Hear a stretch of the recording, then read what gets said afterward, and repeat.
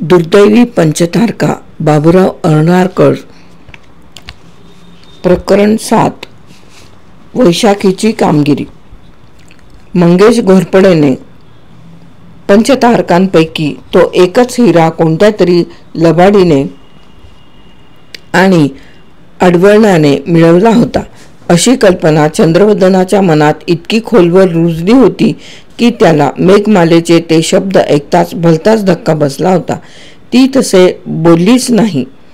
आपणाला तसे ऐकल्याचा भास झाला असावा अशा प्रकारे तो तिच्याकडे टक लावून पाहत होता. तिने आपले दोन्ही हात डोक्यावर उचलले होते आणि ती तिरस्कारानेच त्याच्याकडे पाहत होती. तुम्ही असे मूर्खासारखे पाहता काय? तिने रागानेच विचारले. मला जे जे पुरुष भेटतात ते मूर्खच असायला हवेत काय? तिचे ते बोलणे आणि आविर्भाव पाहून चंद्रवदनाला मोठ्याने हसू आले आणि तो हसल्यामुळेच वातावरणात निर्माण झालेला तंगपणा नाहीसा झाला. मेघमाले, तुला भेटणाऱ्या पुरुषाकडे काही वेगळ्या नजरेने पाहतेस म्हणून तुला ते मूर्ख असावेत असे वाटते, पण सध्याच्या क्षणी तरी आपणाला त्याबद्दल चिंता करण्याची आवश्यकता नाही. तुझे पिताजी जेव्हा घोरपडेकडे गेले तेव्हा त्यांनी ते सर्व हिरे बरोबर नेले होते काय? होय, ते त्याच्या घरी गेले होते आणि सर्व हिरे बरोबर घेऊन गेले होते. ही कधीची गोष्ट आहे? ते तुम्हाला भेटले त्याच्या आदल्या दिवसाची. घोरपडेने ते हिरे आपल्याजवळ ठेवले होते काय? ते त्याच्याजवळ 1-2 तास राहिले होते काय? नाही, त्याने ते माझ्या पिताजींच्या हजेरीतच पाहिले आणि पिताजी त्याच्या घरी 10-15 मिनिटांपेक्षा जास्त थांबले नव्हते. नंतर ते तुमच्याकडे गेले. त्यानंतर ते आणखी कुणाकडे गेले नव्हते. नाही, फक्त तुमच्याकडे गेले होते. चंद्रवदन आपल्या जागेवरून उठला आणि खिडकीकडे उभा राहून बाहेर पाहू लागला. घोरपडेने तो हिरा कसा विकला याचा खुलासा होऊ लागला होता.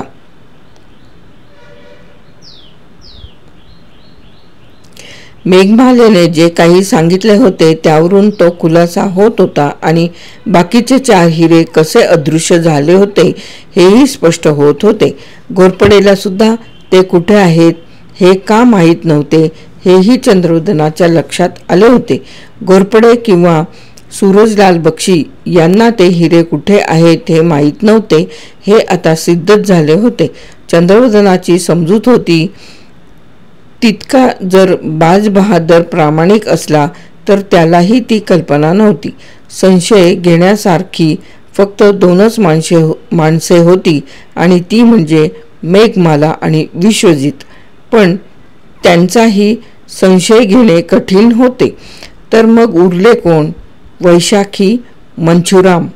असे दिसत होते की सूरजलाल बक्षीच्या वर्तुळातच काही विश्वासघातकी घरभेदी माणसे होती. चंद्रवदन खिडकीपासून मागे परतला.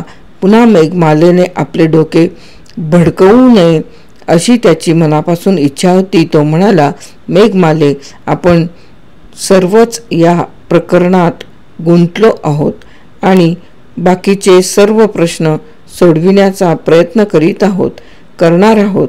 पण प्रथम एक गोष्ट ठरवायला हवी. आम्ही तुझ्या बाबतीत काय करायचे?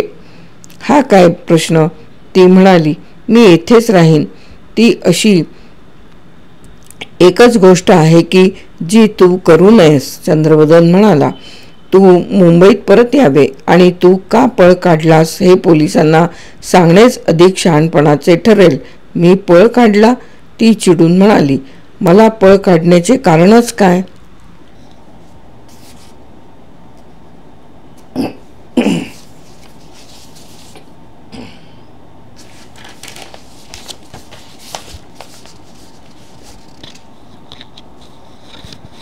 चंद्रवदन साहेब, मला जे वाटेल ते करण्यास स्वतंत्र आहे आणि मला पोलीस मुळीच आवडत नाहीत.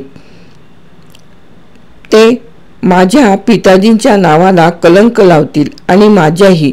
नाही, मला तुमचे म्हणणे मुळीच पसंत नाही. ती मुलगी अतिशय हट्टी आहे आणि साध्यासुध्या मार्गाने तिचे मन वळविणे शक्य नाही हे चंद्रवदनाने ओळखले. फुकट घालविण्यास त्याच्याजवळ वेळ नव्हता आणि तो तिला तेथे सोडूही शकणार नव्हता. त्याला त्यावेळी कालिंदीची आठवण झाली. त्याला मदत करण्याची तिची इच्छा होती आणि ती खंडाळ्याला म्हणजे मोटारीने अवघ्या 2 तासांच्या अंतरावर होती. मेघमाले, आपण यातून काही तडजोड केली तर? त्याने हसून विचारले. तू माझ्या एका मैत्रिणीबरोबर 1-2 दिवसांकरता राहशील काय? मैत्रीण? ती कोण आहे? ती येथून काही मैलांवर म्हणजे मुंबई बाहेरच आहे. मी तिला खाली जाऊन फोन करतो आणि तिला येथून तुला न्यायला सांगतो. पण मेघमाले, एक गोष्ट लक्षात ठेव. तुझ्याकडून आणखी काही फसवणुकीचा प्रयत्न झाला तर तू कुठे आहेस हे मी पोलिसांना कळवीन.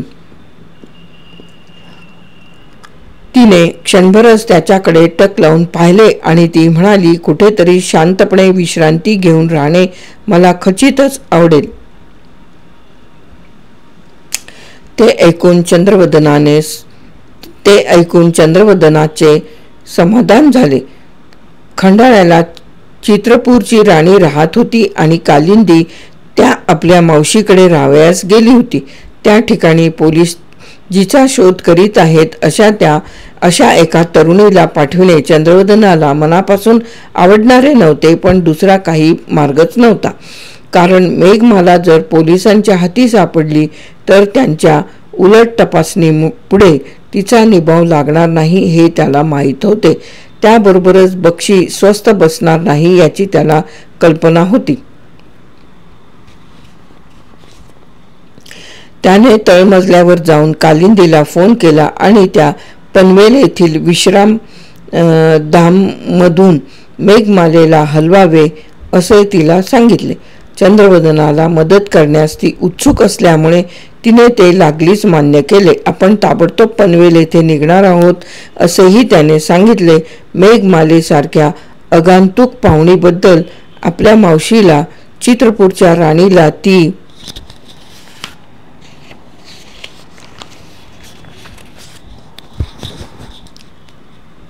समाधान देण्याजोगी माहिती देईल याबद्दल चंद्रवदनाची खात्री होती. ती व्यवस्था केल्यानंतर तो मेघमाला आणि विश्वजित यांच्याकडे परतला आणि त्यांनी मोठ्या उत्सुकतेने आणि अधीरतेने त्याच्याकडे पाहिले. ते ठरले. तो म्हणाला, ती सर्व व्यवस्था झाली आहे. माझी मैत्रीण कालिंदी येईपर्यंत मेघमाला येथेच राहील. विश्वजित, तू आणि मी मुंबईला परतणार आहोत. मंगेश घोरपडे याचे स्वतःबद्दल फार मोठे मत होते आणि त्याच्या मोठेपणाचे काहीही नुकसान झाले तर त्याबद्दल खुलासा करण्याची त्याची नेहमीच तयारी होती. 80,000ची रक्कम हातची जाणे, बाज बहादरला फसवण्याच्या प्रयत्नात अपयश येणे आणि काळा पहाड त्याच्या घरात शिरणे हे लागोपाठ बसलेले तीव्र धक्के होते. पण पोलिसांचे त्या चोरीबद्दल तो समाधान करू शकला होता आणि त्यामुळे त्याचा ढासळलेला आत्मविश्वास बराच सावरला गेला होता. त्यामुळे त्या दुपारी 4 वाजता जेव्हा एक छोटी मोटार त्याच्या घरासमोर उभी राहिली तेव्हा घोरपडे आरामाने चहापान करीत आपल्या बैठकीच्या खोलीत बसला होता. मोटारीच्या ब्रेकचा आवाज ऐकताच त्याने खिडकीतून डोकावले आणि वैशाखीला पाहताच तो आपल्या जागेवरून उठून तिच्या स्वागतासाठी घाईघाईने पुढे झाला. मंगेश, तुला पाहून मला किती आनंद झाला म्हणून सांगू? ती आपले हात पुढे करीत हसून म्हणाली. तू आलीस हे फार चांगले झाले. तो तिचे हात धरून आपल्याकडे ओढीत म्हणाला, आधी मला तुला अगदी नीट पाहू दे. अरे संभा, आणखी चहा आणि काही केक आण. त्याने तिला आपल्या शेजारी कोचावर बसविले आणि तिच्याकडे अगदी डोळे भरून पाहत विचारले, वैशाखी, वरळीचे काय वर्तमान आहे? ती खुदकन हसली आणि म्हणाली, मंगेश, सर्व काही ठीक आहे. काही भानगड नाही ना? त्याने विचारले. नाही, ती म्हणाली. तुझी आणि माझी अगदी ओळख आहे अशी त्याची समजूत आहे. त्याला दुसरा कसलाही संशय नाही. पण मंगेश, तुला कसली चिंता?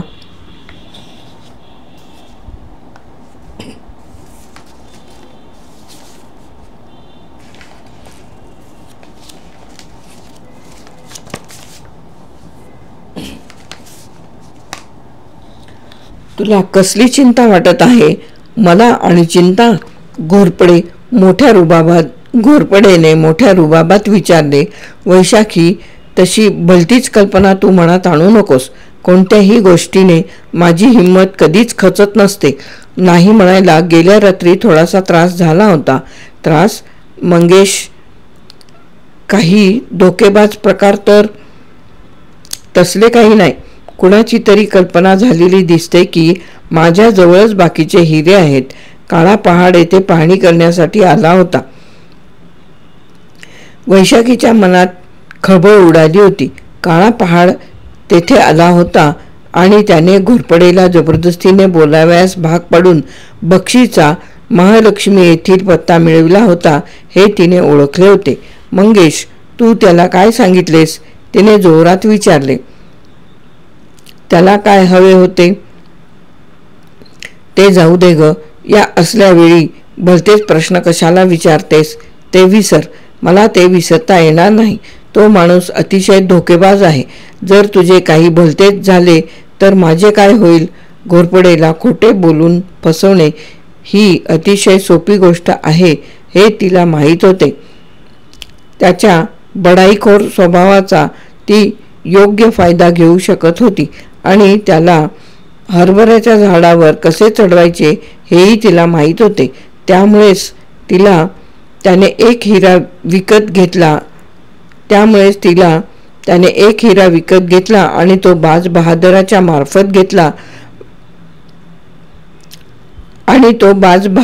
मार्फत गेल्याला विकण्याचे ठरविले होते. ही माहिती मिळवता आली होती आणि त्यामुळेच बक्षीला घोरपडेचा पाठलाग करणे शक्य होते. बक्षीचा डाव साधला नव्हता याला अर्थातच ती जबाबदार नव्हती. अवघ्या 3 मिनिटांच्या आत वैशाखीला सर्व सत्य समजले होते. बक्षीचा महालक्ष्मीचा पत्ता काळा पहाडाने घोरपडेकडून मिळवला होता हे तिला समजले. पण ती माहिती काळा पहाडाने मिळवली होती आणि काळा पहाड घोरपडेच्या बंगल्यातून बाहेर पडल्यानंतर 1 तासाच्या आतच चंद्रवदनाने त्या महालक्ष्मीच्या जागेसंबंधी बक्षीला फोन करून धमकी दिली होती.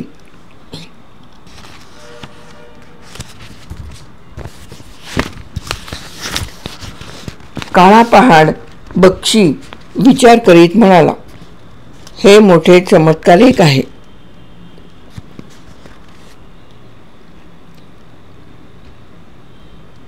मंचुराम, तुला नाही तसे वाटत? त्या चंद्रवदनाच्या बाबतीत काही रहस्यमय आहे असे मला सुरुवातीपासूनच वाटत होते. ते असे काही होते की जे मला समजतच नव्हते. बहुधा तेच हे असावे. पण चंद्रवदनाची आणि पोलिसांची मैत्री आहे. तो नेहमी चांगल्या आणि बड्या लोकांच्या वर्तुळात फिरत असतो. वैशाखी म्हणाली, मला काही हे शक्य वाटत नाही.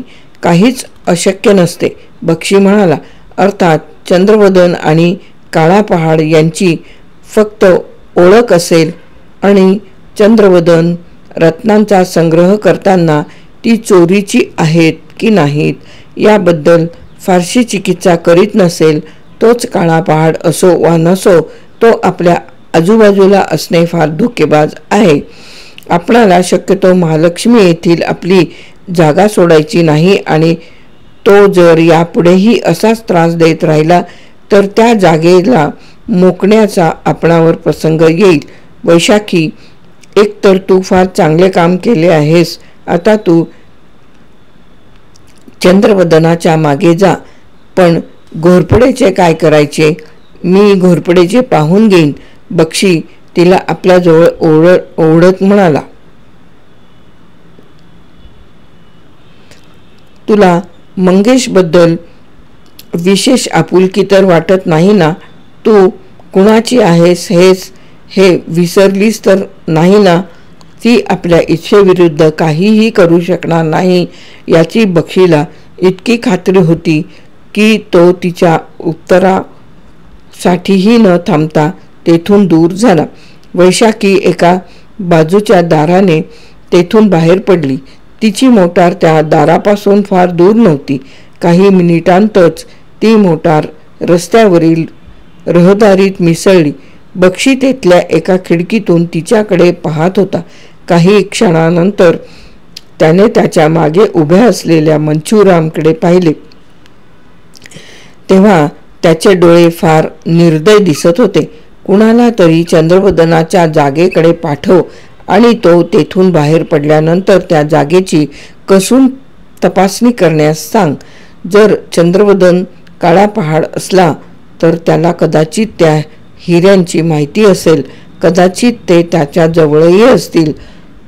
तो जिच्याबरोबर फिरत असतो त्या चित्रपूरच्या राणीच्या भाचीला बहुधा सर्व माहिती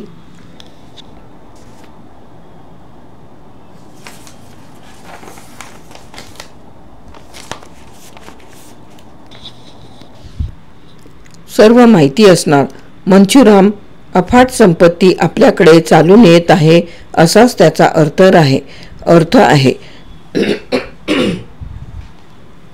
जर चंद्रवदन हाच काळा पहाड असला तर, मंचुराम म्हणाला. चंद्रवदन पनवेलहून आपल्या घरी परतून 1 तास झाला होता आणि महालक्ष्मी येथील घराची तपासणी करण्याची काय शक्यता आहे याचा विचार करीत होता. प्रथम त्याला त्या इमारतीची आणि आजूबाजूच्या भागाची तपासणी करायला हवी होती आणि ते तपासणीचे काम अंधार पडण्यापूर्वीच करायला हवे होते आणि त्यासाठी आता अवघे 2 तासच काय ते मिळणार होते. पण तसे करण्यापूर्वी त्याला इतरही काही गोष्टींबद्दल विचार करायला हवा होता. त्याला शह देण्याजोगे बक्षीच्या टोळीत फक्त मंचुराम आणि वैशाखी हेच होते. मंचुराम बक्षीच्या विरुद्ध काही करील यावर विश्वास ठेवणे फार कठीण होते. तेव्हा राहिली वैशाखी. तिचे बक्षीवर विशेष प्रेम असावे असे चंद्रवदनाला वाटत नव्हते. तेव्हा तिच्याजवळच ते हिरे असतील काय? तेव्हा तो मनात होता की जर तिच्याबरोबर आपणाला अर्धा तास बोलायला मिळाले तर काही खुलासा होईल. पण वरळी येथील बक्षीच्या गुप्त ठाण्यात शिरणे हे निदान त्यावेळी तरी अशक्य होते. त्या गुप्त जागेचा त्याला पत्ता माहीत नव्हता. तेव्हा महालक्ष्मी येथील ती जागा तेवढी काय ती शिल्लक राहत होती. दारावरील घंटी वाजली आणि चंद्रवदनाने आपला हात डावा खिशातील पिस्तुलावर ठेवूनच दार उघडले. त्याला भेटावयास येणारा प्रत्येक माणूस बक्षीचा कुणी हस्तक असण्याचा संभव होता. त्यामुळे तो कोणताही धोका पत्करण्यास तयार नव्हता. पण दार उघडताच त्याला जो आश्चर्याचा धक्का बसला होता तो त्याच्या चर्येवर स्पष्ट उमटला होता. तो दचकून म्हणाला, अरे देवा, कोण? वैशाखी? तिने आकर्षक हास्य केले आणि ती म्हणाली, मी आत आले तर चालेल ना? अर्थातच चालेल, तो बाजूला सरकून म्हणाला. त्याने तिला बैठकीच्या खोलीत नेले आणि ती तेथल्या एका खुर्चीवर बसल्यानंतर सहज स्वरात विचारले, तुझा मित्र सूरज याने तुझ्या कोकेनवर बसविलेली बंदी उठवलेली दिसते. ती दचकली. तुम्ही ते ओळखलेत तर? ती म्हणाली, एखाद्या दिवशी सूरज बक्षीच्या हातून मर्यादेचे अतिक्रमण होईल आणि त्यावेळी त्याचे फार उशिरा डोळे उघडतील. तो दिवस फार जवळ आला आहे अशी आपण आशा बाळगूया. चंद्रवदन मृदू स्वरात म्हणाला. पण त्याचे डोळे अगदी कठोर दिसत होते. वैशाखी, मी तुला एकदा वचन दिले होते आणि ते पाळण्याची अद्यापही माझी तयारी आहे. जर तू बक्षीबरोबरचा तुझा संबंध अजिबात तोडणार असशील तर तुला आपले यापुढील आयुष्य समाधानाने घालविता येईल अशी मी व्यवस्था करीन. तू आता त्याच कारणासाठी मला भेटावयास आली आहेस काय? वैशाखीने स्थिर नजरेने त्याच्याकडे काही क्षण पाहिले. नंतर बाजूला नजर वळविली. तेही कारण असू शकेल, ती बऱ्याच वेळाने म्हणाली. ती पुढे काय बोलते ते ऐकण्यासाठी चंद्रवदन थांबला होता. तो विचार करीत होता की ती त्याला जे काही सांगणार होती त्यातील किती सत्य असेल आणि किती असत्य असेल. नंतर तिने बोलण्यास सुरुवात केली. दुर्दैवी पंचतारका बाबूराव अळनारकर प्रकरण 7 वैशाखीची कामगिरी येथे समाप्त.